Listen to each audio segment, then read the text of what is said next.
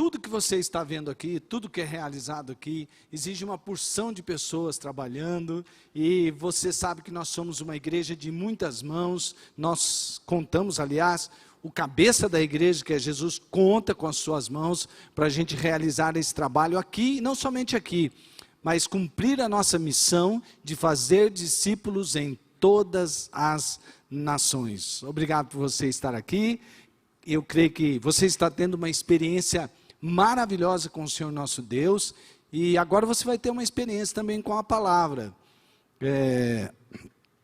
Esses dias eu já estive falando aqui um pouco sobre esse tema, e houve uma pesquisa feita por uma empresa de pesquisa, um instituto de pesquisa, que mostrou que a palavra, pediram aos brasileiros para escolherem uma palavra para o ano que se passou, e entre a palavra mais escolhida foi esperança. E interessante que em segundo lugar ficou desilusão e decepção. Interessante, né? Mas uma coisa tem muito ligação, uma coisa com a outra, porque geralmente quando você tem uma expectativa, quando você tem uma esperança e ela é frustrada, aquilo te causa muita decepção, né? Causa muita desilusão, e você acaba perdendo a esperança. E algo nesses anos que se passaram, mais recentes, nós passamos por muitas lutas, né? Foi aquela luta com a pandemia, muita gente perdendo pessoas queridas, pessoas de dentro de casa. Foi uma luta grande. Graças a Deus isso já tem passado naquele nível que estava. Nós estamos aqui porque Deus quis que nós estivéssemos exatamente aqui, nesta noite, para ouvir essa palavra, porque talvez você esteja sofrendo ainda com alguma frustração, com alguma decepção, e o Senhor quer falar com você. E nós todos, como povo de Deus, precisamos ouvir Deus falar conosco a respeito do que juntos nós podemos fazer, nesse tempo que eu creio que é um tempo de reconstrução. Então, a palavra é restaurando a esperança. E esse restaurando a esperança tem um processo. Qual que é o processo dessa restauração? Primeiro, é necessário um diagnóstico sincero. É necessário um diagnóstico verdadeiro, autêntico. Porque senão você vai tomar as atitudes erradas, não é? Quando você não tem um diagnóstico certo, eu estava comentando que esses dias atrás, eu estava com aparentemente um torcicolo. Sabe quando você vai, movimenta, fica duro? Era tudo o que você chama de torcicolo. E aí eu falei com um amigo meu que é médico, e ele falou assim, olha, o que é que você tem? Você pode estar tenso, então vamos fazer o seguinte, eu vou passar um remédio para você, mas se isso não passar, você me promete que vai procurar alguém da área para ajudar você. E eu fui, procurei, e logo eu descobri que não era só um torcicolo, né? Aquela dor no pescoço, aquele formigamento nos braços, tratava-se de uma hérnia de disco, que tem que ter outro tipo de tratamento. E aí então eu comecei no tratamento próprio, para cuidar desse mal. Se eu não soubesse o diagnóstico correto, eu estaria aí até agora tomando relaxante muscular para tratar de um torcicolo, não é verdade? E não sararia. Para você restaurar a esperança, você tem que saber como você está, onde você está, o que é preciso fazer para sair daquele ponto para restaurar a esperança. Mas também restauração da esperança passa necessariamente pela espiritualidade. Você vai ver nessa história, que é a história de Neemias, que quando ele ouviu o diagnóstico sobre o povo que estava lá em Jerusalém, de seus irmãos, ele sentou, chorou e ficou durante dias orando e jejuando, junto lá ao Deus dos céus. Você não restaura a sua esperança, porque, com minhas forças, eu vou fazer alguma coisa só na base da força humana. Geralmente isso costuma dar errado, né? Quando você não procura Deus. Não que você não possa procurar algumas coisas que você pode fazer com a sua própria força, com a inteligência e com a ciência humana, mas tudo tem que ser na dependência do Senhor. Foi o que aconteceu com Neemias, nós vamos ver nessa história. E por fim, depois de Neemias ter recebido um diagnóstico, depois de ele ter sabido como as coisas estavam, ter ido diante de Deus, então ele vai diante do rei, né? Ele vai diante do rei, e aí ele já tem todo um plano, que eu creio que ele, ali na presença de Deus, foi traçando um plano para reconstruir a cidade de Jerusalém e restaurar a esperança daquele povo que estava totalmente destruída. Então, esses são os 3 pontos. Se você quiser levantar, embora já recebeu o resumo todo, né? Não, mas espero que você fique, porque tem coisas muito interessantes.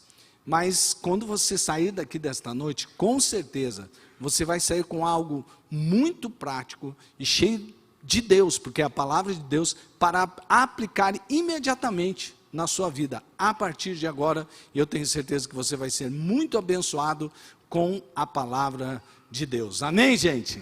Olha que bênção aí. Então vamos ler. Eu quero convidar você a imaginar, a entrar dentro da história comigo. Há um poder que Deus lhe deu de muita imaginação, né? Então eu queria convidar você a penetrar nesse texto aqui, tentando imaginar, vai vivendo a história. Neemias capítulo 1, versos 1 e 2, primeiramente. Palavras de Neemias, filho de Acalias, no mês de Quisleu, do 20º ano, enquanto eu estava na cidade de Suzã. Anani, um dos meus irmãos, veio de Judá com alguns outros homens, e eu lhes perguntei acerca dos judeus que restaram, os sobreviventes do cativeiro, e também sobre Jerusalém. E eles me responderam: aqueles que sobreviveram ao cativeiro e estão lá na província, passam por grande sofrimento e humilhação. O muro de Jerusalém foi derrubado e suas portas foram destruídas pelo fogo. Neemias, ele estava num palácio que provavelmente era o palácio de veraneio do rei Artaxerxes. É uma transliteração de uma língua, mas eu sugiro a você que não tente colocar o nome desse rei em nenhum de seus filhos, tá? Porque com certeza ele sofreria bullying na escola. Mas ele estava lá diante desse rei, e ele estava numa boa, gente. Trabalho maravilhoso, ele era copeiro do rei. Copeiro do rei naquela época era uma posição de muita confiança do rei, porque uma das estratégias de guerra era envenenar a comida do rei, e ele ficava cuidando ali. O rei tinha que confiar muito nele, e ele cuidava ali, e servia diante do rei. E pelo andar do texto aqui, parece que ele tinha uma certa convivência relacional mais próxima do rei. E ali ele comia a comida do rei, ele morava onde o rei morava, ele tinha todas as benefícios que tinha numa corte, ou seja, ele era amigo do rei. E quem é amigo do rei, come a comida do rei, se assenta nos banquetes do rei, tem toda a segurança que um rei tem, enfim. Mas ele recebe a visita de Ananias e de outros irmãos dele, e pergunta assim: escuta, como é que tá a galera lá em Jerusalém? Como é que eles estão? E aí ele recebe um diagnóstico que vai lhe deixar muito triste. Veja só, o texto diz que os portões de Jerusalém, as cidades eram fortificadas, elas tinham muros e portões para dar segurança. Os portões estavam destruídos e os muros em ruínas. Ou seja, eles não tinham nenhuma segurança ali. Em todo o tempo eles eram saqueados ou poderiam ser a qualquer momento saqueados. Não tinham segurança nenhuma. Os muros em ruínas. Eles tinham os inimigos que moravam ali com eles, morando com o inimigo, né? Eles moravam ali. Então era inimigo para tudo quanto é lado. E o inimigo, ele era intimidador e estava furioso. A mão de obra para fazer a reconstrução de Jerusalém, não era uma mão de obra apropriada. Ela era uma mão de obra que serviria talvez para outras coisas. Ali tinham sacerdotes, levitas, as guardas, governadores, ourives e comerciantes. Mas aquilo não era suficiente para fazer a obra que Neemias foi, então, depois de ter orado, sentiu a responsabilidade de fazer. Você percebe? A circunstância aqui é totalmente negativa. Se ele olhar, quando ele ouviu, eu penso que ele fez, como eu convidei você a fazer, ele tentou imaginar, puxa, os portões estão queimados, os muros derribados, os inimigos estão lá dentro. Se você ler e pesquisar um pouco mais, você vai ver que a situação econômica de Jerusalém é péssima, por isso que eles sofrem de muito constrangimento. Quando o inimigo chama de miseráveis, é porque eles viviam realmente uma vida abaixo do nível da miséria. Você imaginou qual é a circunstância desse povo? Quando Neemias ele recebe esse diagnóstico, o texto vai dizer que quando ouvi essas coisas, sentei-me e chorei. Por isso que, depois de um diagnóstico sincero e autêntico, é necessário partir para uma segunda parte. Mas antes de partir para a segunda parte, eu pergunto para você, se você fosse fazer um diagnóstico da sua vida, o que está habitando a sua mente nesses tempos? O que ocupa o teu pensamento? Vou perguntar de novo. O que habita na sua mente nesses tempos? O que ocupa o seu pensamento? E isso tem muito a ver com o que você se alimenta. Então pense, faça um diagnóstico correto da sua vida. Você acha que se a sua vida fosse uma cidade, como você descreveria? Você está se sentindo seguro? Ou os portões da sua vida, do seu coração, da sua mente, estão queimados? Os muros estão caídos? Como é que você se enxerga hoje? Como é que você se enxerga hoje? Como está a sua mente? Os seus pensamentos, eles são saudáveis ou tóxicos? Sim, porque parece que quanto mais a gente pensa em coisa ruim, mais coisa ruim acontece, não é verdade? Aliás, eu estava, vira e mexe, sempre tem essas pesquisas, né? E eu estava ouvindo ainda ontem, uma pesquisa mostrando isso, que como o estresse, né? Aquela coisa de sempre estar pensando o que eu preciso fazer. Estava ouvindo uma moça que sofria sobre o pânico, e ela sempre ficava pensando, e ela falava que o que ocupava a mente dela era sempre aquela coisa, eu tinha que fazer isso, não fiz, eu não fiz, é certo, eu fiz errado, e aquela coisa vai enchendo a pessoa, e aí o estresse vai tomando conta, logo depois vem a depressão. Como está a sua vida hoje? A sua mente, se você olhasse a sua mente como um ambiente, seria um ambiente tóxico ou saudável? Muito de ter esperança, de ter perdido a esperança, o muito da desilusão e da decepção tem a ver justamente com isso, com a sua mente, com o que ocupa o seu coração. Agora, Neemias, a gente vai ver na oração que ele olhou para dentro de si, mas mais como fazendo parte de um povo também. Quando você olha para o mundo ao seu redor, qual é o diagnóstico que você faz? Está tudo bacana? Está tudo legal? Como é que você está vendo o mundo ao seu redor? Começando da sua família. Quem sabe você é um marido, você é esposa, você é pai, você é mãe, ou você é filho, você é irmão de alguém, você convive ali. Olhando ao seu redor, primeiramente lá na sua casa, como está esse ambiente? Se fosse lhe pedido, se você está lá diante de Neemias, e Neemias pergunta para você, como está o seu povo? Qual é o diagnóstico que você faria? Qual o diagnóstico que você faria? Como que você está olhando? O que você está enxergando no mundo ao seu redor? E por fim eu queria perguntar para você, nesse primeiro ponto, você é solidário com o sofrimento do próximo? Com o sofrimento alheio? Sim, porque às vezes nós ficamos olhando muito só para o nosso umbigo, né? Fica com a cabeça baixa, só olhando para si mesmo. Mas se você olhar ao redor e ver o sofrimento, você só lamenta ou você pensa em fazer alguma coisa? Diante do diagnóstico que você está recebendo, sabe por quê?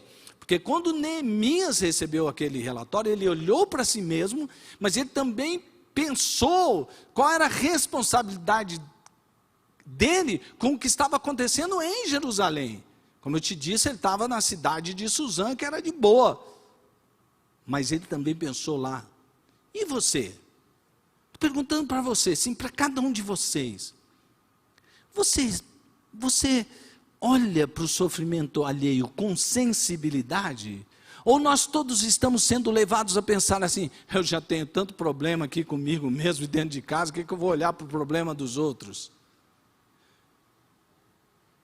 Então, muitas vezes nós nos tornamos insensíveis porque está faltando para nós uma intimidade com Deus, para sentir como Deus sente as coisas, para perceber o que Deus quer que a gente faça com isso que a gente está olhando ao nosso redor, aquilo que a gente está vendo dentro de nós mesmos e ao nosso redor, o que tem acontecido.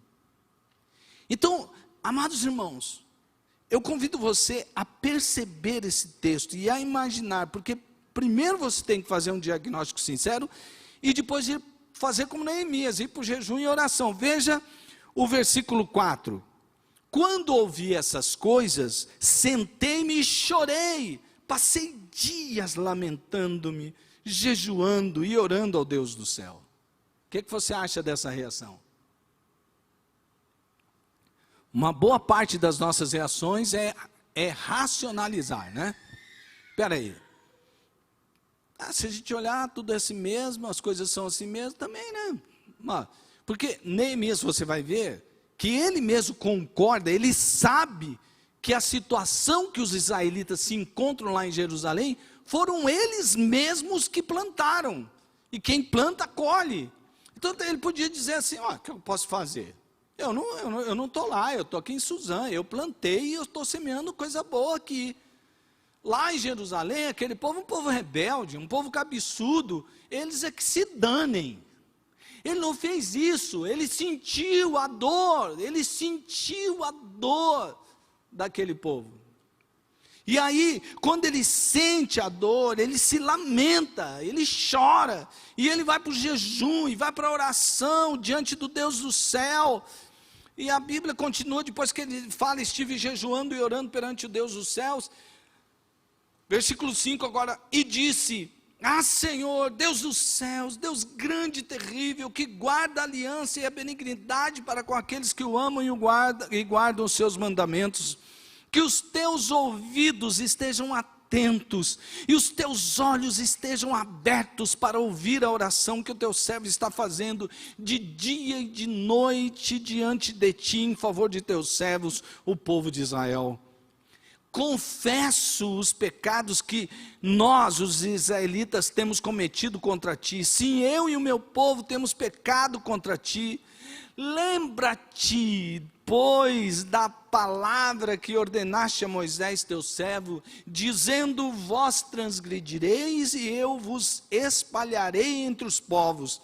E vós vos convertereis a mim, guardareis os meus mandamentos e os cumprireis. Então, ainda que os vossos rejeitados estejam na extremidade do céu, de lá os ajuntarei e os trarei ao lugar que tenho escolhido para ali fazer habitar o meu nome. Eles são teus servos e o teu povo que resgataste com a tua grande força e com a tua forte mão. Senhor, estejam, pois, atentos os teus ouvidos à oração do teu servo e a oração dos teus servos que desejam temer o teu nome, e faze prosperar hoje o teu servo, e dá-lhe graça perante estes homens. Este homem, veja só, essa é uma oração de quem se importa, sim ou não? Você tem feito orações assim?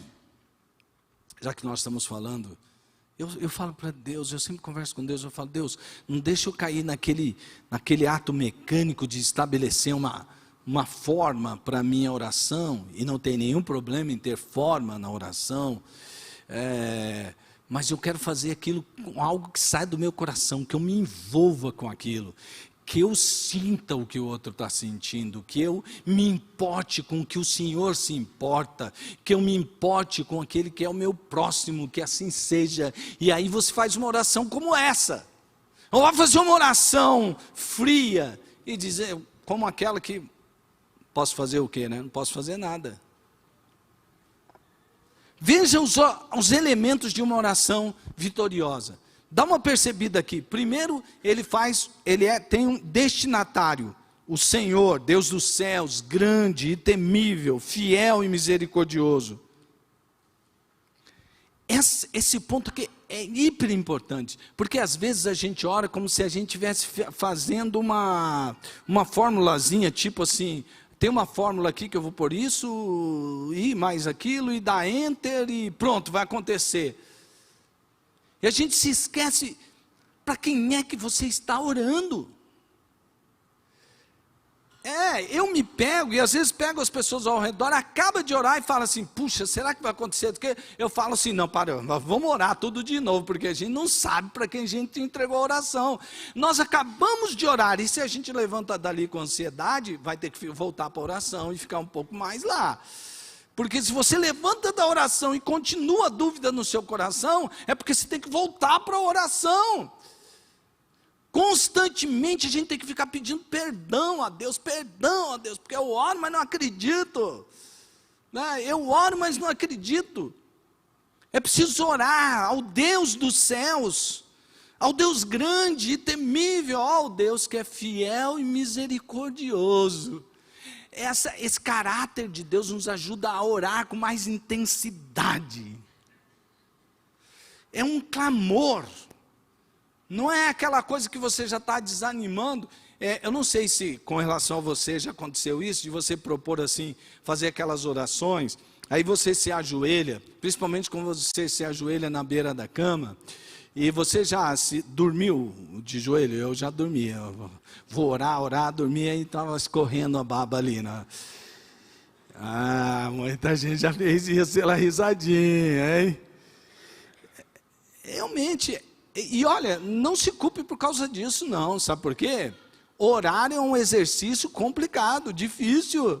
Às vezes você tem que lutar com uma porção de coisas para permanecer em oração, mas a oração é fundamental, essencial, ela é necessária, extremamente necessária para nós, mas nós devemos saber, eu estou orando, quando estou orando, estou falando com o papai, eu estou falando com meu Pai Celestial, que pode todas as coisas, que tem o poder de realizar todas as coisas, com meu Pai Celestial que derramou sobre mim graça. Eu preciso orar, eu sei, eu tenho que ter aquele temor por causa da santidade de Deus, mas é diante da santidade de Deus que você confessa pecado, é diante da santidade de Deus que você vai lá e clama ao Senhor, você faz aquela oração realmente que é um clamor. Não é aquela oração de antes do almoço, antes do jantar, principalmente quando você está num restaurante. Você não pode dar aquela, turbinada na oração ali, senão você vai chamar a atenção de todo mundo ali, né? Coisa estranha isso aí. Mas, veja só, há um elemento na oração de Neemias que é a confissão. A confissão. Neemias podia imaginar assim, se Deus disse que se o povo se desviar, Ele espalharia o povo, bom, eu estou sofrendo da consequência do pecado de todo mundo, não é verdade? Porque o povo de Israel estava no cativeiro. Mas Ele falou que se a gente se arrepender, Ele junta todo mundo e traz de novo para o lugar que Ele quer. Bom, eu devo ter cometido menos pecado que aquele povo, né? Porque aquele povo que está lá em Jerusalém, ele está na vergonha e no constrangimento, eu não. Então, se for olhar para o merecimento, para aquela avaliação da meritocracia, Então ele vai dizer assim, bom, acho que Deus está me aprovando. Só que Neemias, ele não faz isso, ele confessa, eu sei que nós pecamos, ele se inclui. E gente, quantas vezes a igreja de Deus tem que se colocar no lugar que ela está? Nós devemos orar pelo que tem acontecido nessa cidade e dizer, Campo Grande tem pecado contra o Senhor. Nós temos pecado contra o Senhor, porque você mora onde? Em Campo Grande. Você mora em Mato Grosso do Sul, você mora no Brasil. Nós devemos orar e confessar os nossos pecados enquanto cidade, enquanto estado, enquanto nação, e pedir perdão a Deus e dizer, olha Deus para a nossa cidade, olha Deus para as nossas cidades, para os nossos estados, olha Deus para a nossa nação e tem misericórdia desse povo. E até mesmo, por que não, orar pela humanidade toda e se colocar ali dentro e confessar os pecados e dizer, Deus nos livra. O nosso problema não são as circunstâncias que estão ao nosso redor, o nosso problema é o nosso pecado. Vou repetir de novo, o nosso problema não são as circunstâncias ao nosso redor. Talvez nós estejamos, como disse o pastor Felipe Breder hoje pela manhã, talvez nós estejamos nas circunstâncias que estamos justamente por causa de nosso pecado. E nós temos que tratar o pecado. Só que quando a gente está sem esperança, a gente perde a memória, parece. É ou não é? Quantas vezes você falou assim, olha, o meu Deus é o Deus que me livra, o meu Deus é o Deus que guarda, a gente canta aqui que Deus é o nosso refúgio, Deus é a nossa âncora, Deus é, e a gente canta tanta coisa bonita, mas sei lá, parece que quando a gente está lá fora e está vivendo aqueles problemas, aquelas dificuldades, parece que Deus sumiu. A gente perdeu a memória. Deus tem uma promessa sobre a sua vida, amém? E Ele não é homem para mentir, nem filho de homem para se arrepender. O que Ele falou, Ele vai cumprir. Ei, Deus te mostrou origem. Ele disse de onde você veio. Você nasceu primeiramente no coração de Deus. Ele disse, age e ouve. Você não é um acidente. Você tem uma origem. Deus nos criou a sua imagem e semelhança desde lá do começo, e todos que nascem têm essa imagem e semelhança de Deus, ainda que agora destruída e meio deturpada por causa do pecado, mas Jesus, através da sua graça, nos alcançou e nos tornou seus filhos. Nós somos filhos amados de Deus. Essa é a obra da redenção de Deus em nós. Você traz em todo o tempo essa memória? Espera aí, eu sou filho de Deus. Espera aí, eu sou filho de Deus. Epa, eu tenho um pai. Deus diz que todo aquele que é nascido de novo, é nascido com o propósito de glorificar a Deus através das boas obras. Você tem um propósito na vida, Deus vai ser glorificado através das boas obras que você vai fazer.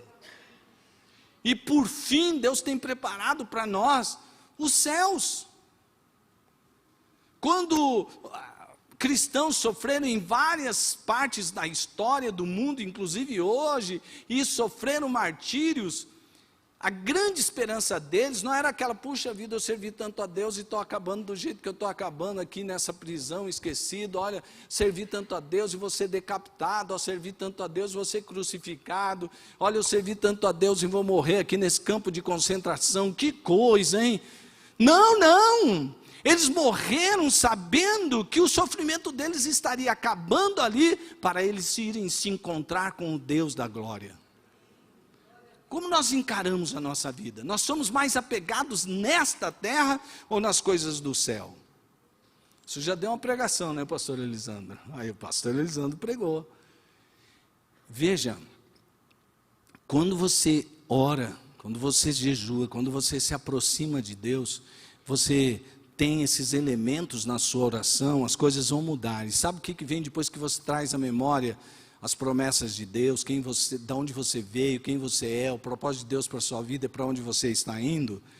Isso faz com que a esperança e a fé retornem. Por isso que quando tem gente,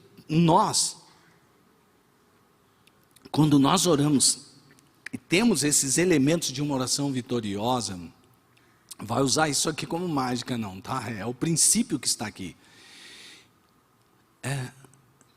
Você sai daquela oração, você não viu nada mudar ainda, não é assim? Você não viu as circunstâncias mudarem, mas você sai dali diferente, sim ou não? Por exemplo, você está ouvindo essa palavra aqui, Deus está trabalhando no seu coração. As coisas propriamente não estão mudando agora, mas você vai sair daqui transformado. E aí Deus vai usar você para transformar também. Esse é o poder da palavra. E por fim nós temos o planejamento e atitude. Diagnóstico sincero, oração e jejum, e planejamento e ação. Veja só o que Neemias disse, o que está escrito em Neemias capítulo 2 agora. Versículo 4.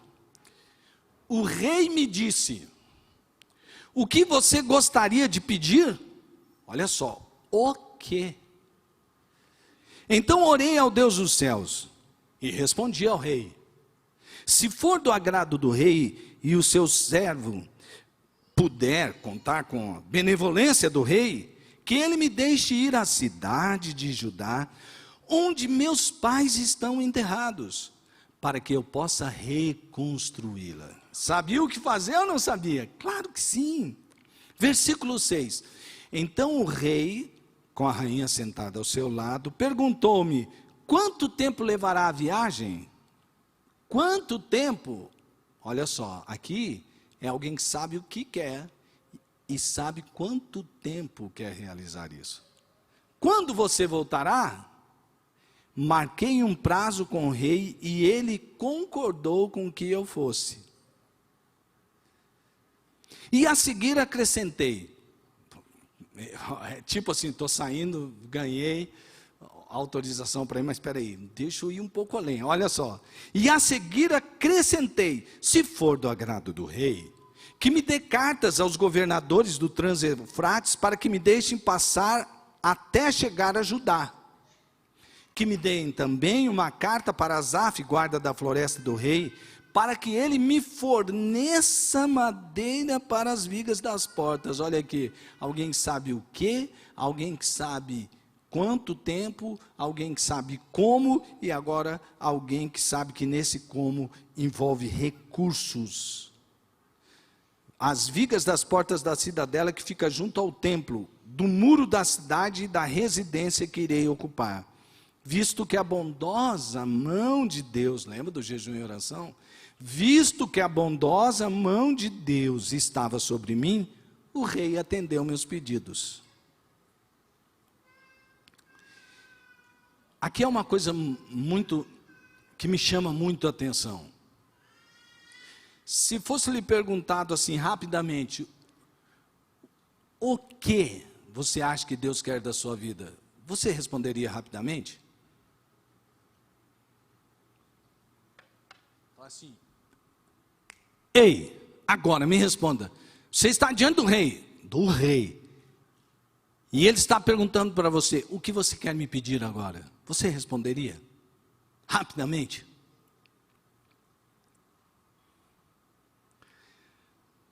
Eu me lembro que teve alguns anos atrás, quando eu era mais jovem, ainda sou jovem, mas era bem mais jovem. A gente fazia alguns eventos. E a gente precisava de alguns patrocinadores. E uma vez um amigo meu foi comigo e a gente conversou e o cara me perguntou e eu comecei a falar. E pastor começa a pregar, né? E fala da fé e tal. Geralmente o resultado era pífio. Até que um amigo meu disse assim, e ele fazia parte de um marketing de uma grande organização. Disse, não, você não conversa com esses homens assim. Se ele perguntar o que você quer, você diz exatamente o que você quer em poucas palavras. Você pode dizer assim, a razão, olha, nós temos um problema, ou seja, diagnostica o problema, a dor, e aí logo você fala, mas eu tenho um remédio para essa dor, é esse, e para eu fazer isso, eu preciso disso, disso e disso. E a gente ele me ajudou a montar projetos. A gente precisa de ver como foi maravilhoso depois disso. Porque pelo menos a pessoa tinha condições de dizer realmente Ele tinha condições de dizer sim ou não.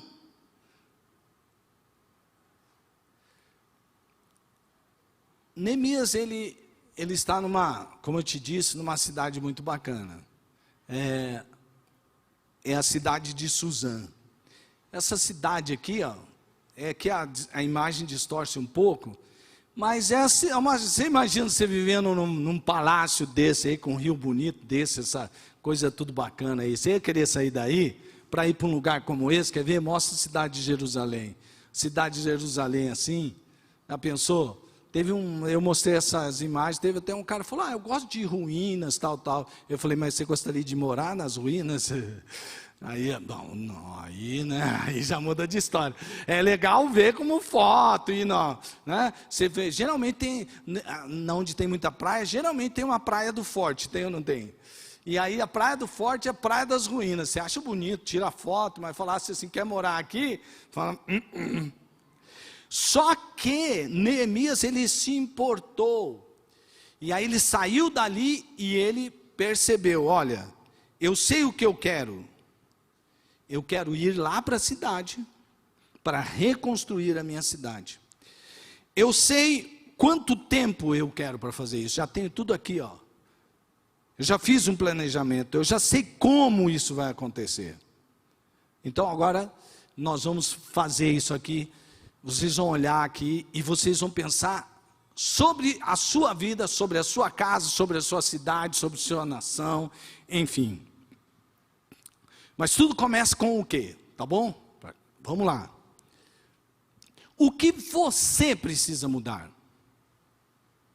Eu estou perguntando o que você precisa mudar. Tem coisas na sua vida que você diz assim, não, cara, isso aqui tem que mudar, mas isso está se arrastando muito tempo.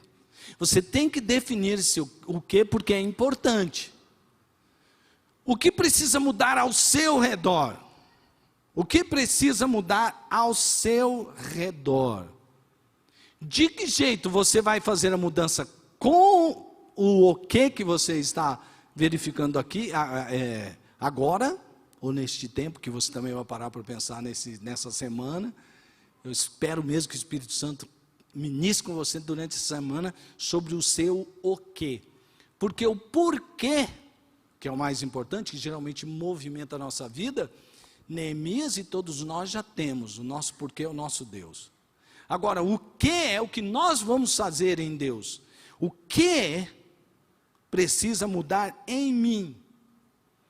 E o que precisa mudar ao meu redor? E qual é a minha parte nessa mudança ao meu redor? Senão, as coisas não vão sair dali. Só que, às vezes, a gente faz assim, eu já sei o que eu preciso. Só que, a gente deixa isso muito no mundo das emoções.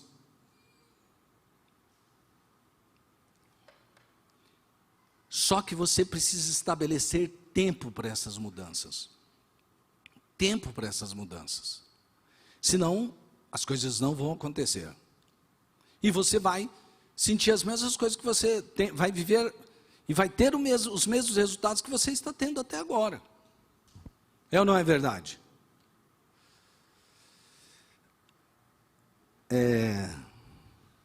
Com o tempo que você vive, você percebe por que algumas coisas estão acontecendo na sua vida. E, por exemplo, na área da saúde, você pode perceber que certas coisas que você come, dá um negócio ruim, né? Mas se aquilo for muito gostoso, você, de repente, você fala, vale a pena pagar o preço, né? Aí depois que você sente o mal-estar, você fala, por que eu fiz aquilo? Você sabia o que fazer, mas na hora de fazer, se a gente não estabelece realmente metas com prazos determinados, a gente nunca faz nada, geralmente não faz nada. E esse nosso tempo, essa nossa agenda, ela tem que ser uma agenda que seja possível de ser executada. Tem gente que fala, mesmo, eu preciso mudar, e ele é tão radical, que ele sai numa corrida e numa força, ele cansa e para de novo. isso vai ser muito ruim para você. Porque você vai correr, vai ver alguns resultados, aí vai se cansar. Sabe o que você vai ser levado a pensar? Não adiantou de nada. E quando isso começa a se repetir como um processo, você fica desiludido, decepcionado e perde a esperança. A sua agenda tem que andar junto com o seu o que mudar. Então pense comigo, o que precisa de mudança na sua vida? Tem o quê? E agora põe uma agenda nisso. Põe numa agenda. A partir de amanhã eu vou mudar o quê? Na sua saúde física, emocional. O que precisa mudar na sua vida?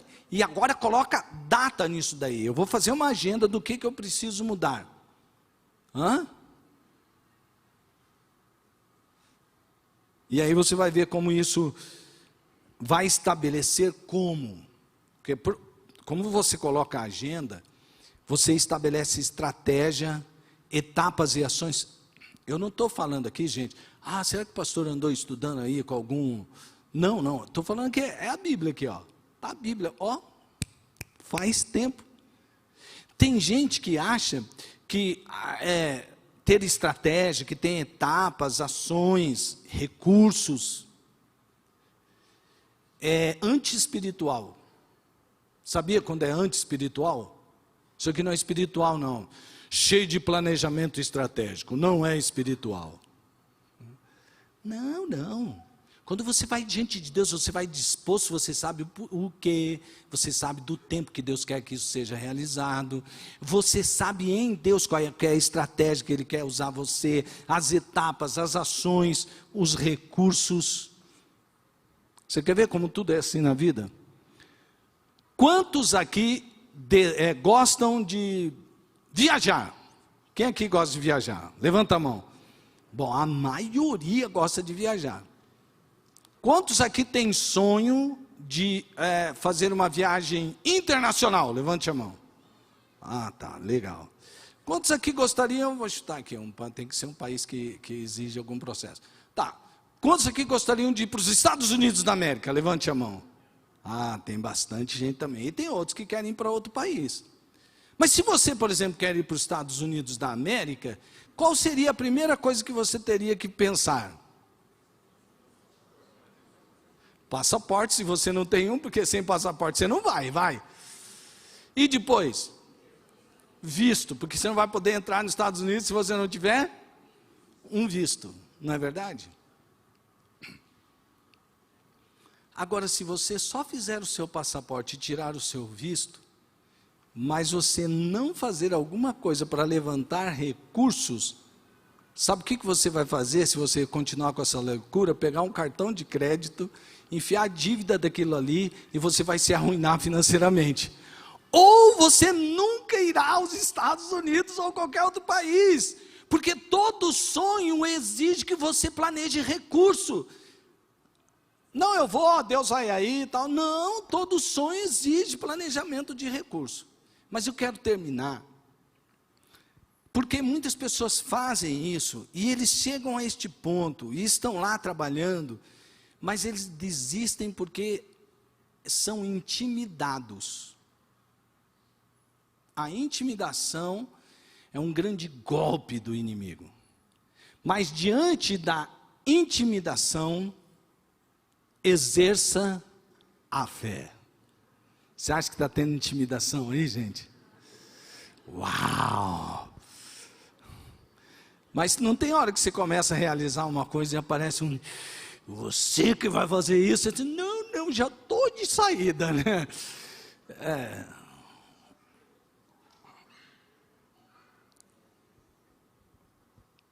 Quando Sambalate soube, Neemias 4:1, que estávamos reconstruindo o muro, ficou furioso, ridicularizou os judeus.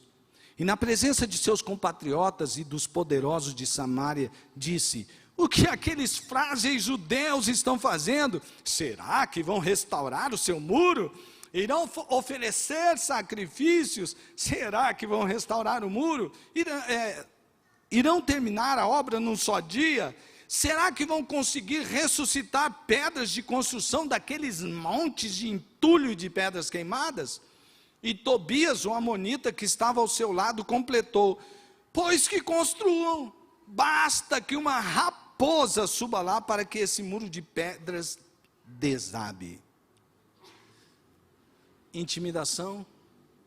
Você já tentou começar alguma coisa e parou, porque alguém disse para você: rapaz, que é isso, mano? Você acha que um bugre feio como você, pobre, você vai fazer alguma coisa? Você acha que você vai conseguir fazer alguma coisa? Olha a sua origem aí. Olha o que você tem, olha os seus recursos.